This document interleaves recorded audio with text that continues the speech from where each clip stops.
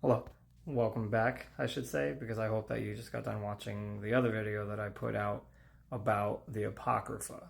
And now, one of the books that I mentioned was known as the Book of Enoch. That's probably the most popular one that Christians get asked about because it's a real person that was in the Bible. So, I want to start off by showing you where Enoch was, and then I want to introduce you to the book itself, and then I want to give you some helpful information that will help you answer that question. So you come to Genesis chapter 5 as you're reading through the families as they're starting to go, after Adam and Eve start having their children and so forth. And you'll notice come to verse 20, I want to say 23 to 24, it starts talking about Enoch. And it talks about this guy Enoch, and it says Enoch walked with God, and he was not, for God took him. That's a very Old Testament, ancient way of saying Enoch did not experience the death that all of us humans experience. You see that elsewhere in Scripture when Elijah is taken up by God himself to heaven as well. And then perhaps, on a slight chance that you're reading the book of Jude, which is the second to last book in the New Testament, you come down in a random spot in verse 14 where it says, "Now Enoch, seventh from Adam," talking about Enoch, who we just talked about, prophesied about these men, talking about the false teachers, saying, "Behold, the Lord comes with 10,000 of his saints to execute judgment on all," on and on it goes. You probably move on thinking, that's a pretty cool verse. And then someone comes to you and says, "Hey, have you heard of the Book of Enoch?" And you're like, "No, why?" And they're like, "Hey, that passage in Jude is quoting the Book of Enoch that was written sometime between 3 to 100-ish BC.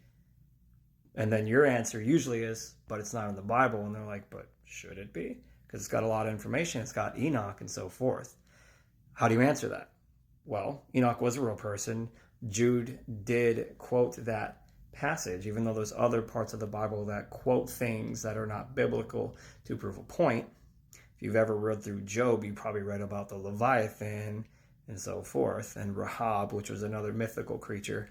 But anyways, that aside, how do you deal with this? So you think, I'm going to Google the Book of Enoch, and here's what you come across. Generally, it's something like this. And the interesting part about whoever wrote this book, I can guarantee it was not Enoch, because they didn't have writing utensils back then. As you well see that it doesn't come in until even after Abraham's time is when you barely start seeing like hints of that. But when you read the Book of Enoch, if you've ever done it, you'll know. If you haven't, take a little bit of time and read just a little bit of it. Do not worry, it will not convert you into a false believer. It won't bite.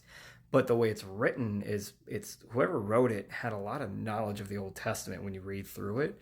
But you'll read these parts of it, and then as you move through, you actually find that quote that Jude says, and it makes you a little worried. You're like, well, do we have the right one? And you find yourself at the end of chapter 2, and you read about summer and winter. And if you haven't spent a lot of time in the book of Genesis, you would just glaze right past that. But I myself have studied the flood probably a lot more than the average Christian, because it just fascinates me. That's why I put that video about the raven. If you haven't watched that, go watch that. I think it's fascinating just to learn that. But summer and winter. Enoch is talking about summer and winter. Summer and winter didn't start until after the flood. How would Enoch, who lived well before the flood, he was only the 7th generation after Adam, know about summer and winter? By the way, God doesn't even mention Sorry, I had to do that because I moved myself so you can see the passage. God doesn't even mention summer and winter till Genesis chapter 8. Enoch was in Genesis chapter 5 and gone before there was even talk of the flood in chapter 6 and on. How would he, or why would he mention winter and summer when that is an after effect after the flood reshaped the entire earth, gave us seasons, climate, mountains, and so forth? So you think to yourself, yeah, now we're doing pretty good, right? I got it. And then you stumble upon chapter 6 of Genesis and the book of Enoch, and you notice something. You come to Genesis chapter 6, and you read, "It came to pass, and the men began to multiply on the face of the earth. Daughters are born to them." And you read this passage, "The sons of God saw the daughters of men." Some believe that sons of God spoke only about angels. Some believe it talked about the evil race that came through Cain's family instead of Seth. Either way, you read this passage, verses 1 to about 5 or 6, And then you come to chapter 6 of this supposed Book of Enoch, and you start reading, and it came to pass when the children of men had multiplied in the days, and they were born unto them beautiful and comely daughters, and the angels, the children of heaven, they inserted their interpretation, while Genesis leaves it a bit open. It should. But you'll notice that with the exception of the name here, you'll notice that the story is the same. Whoever wrote the Book of Enoch, chapter 6, wrote it to mirror Genesis chapter 6. Now you're like, well, why is this showing that? And I can resolve that right now for you. The reason why they called it the Book of Enoch, even though it wasn't written to about 300 BC-ish to about 100 or so when it was finished, is because the way that they got fame back then, instead of copying other people's products and making them generic brands or whatever, they used to write their books with famous names on them to get attention, which is why you read about these Gospels of Peter and of Mary and of the 12 and Judas, which still baffles me, the Gospel of Jesus' wife and so forth. The person that wrote this book, they were clearly trying to expand on what happened in Genesis 6 and with Enoch, but they took it way out of proportion and way extra biblical. They fill in words for God that don't even glorify him, and on it goes. You can read these chapters if you want.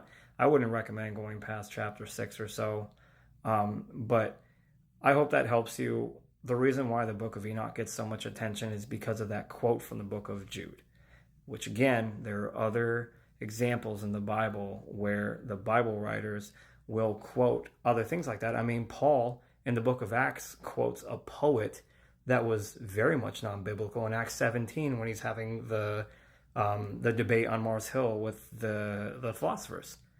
It's not uncommon for the Bible to do stuff like that. One thing I will leave you with about all the non-biblical, like the apocryphal books and so forth, is there isn't a single quotation reference to all those books, again with that exception of that one, which we explain why, but yet the New Testament quotes the Old Testament hundreds and hundreds of times. You have to ask yourself, if there is any validity to any of those apocryphal books, why didn't a single apostle quote a single one of those other books? As I said in the first video, the next one we're going to talk about is why the 66? And that's an okay question to ask, especially after the one we just studied that looks like it might be long, but doesn't. And the myth is that the church at some point had to take a huge vote, and there was hundreds of books that were in competition for the Bible, when in reality, it's quite the opposite. Stay tuned. Hopefully I'll have that video out for you soon, and God bless you.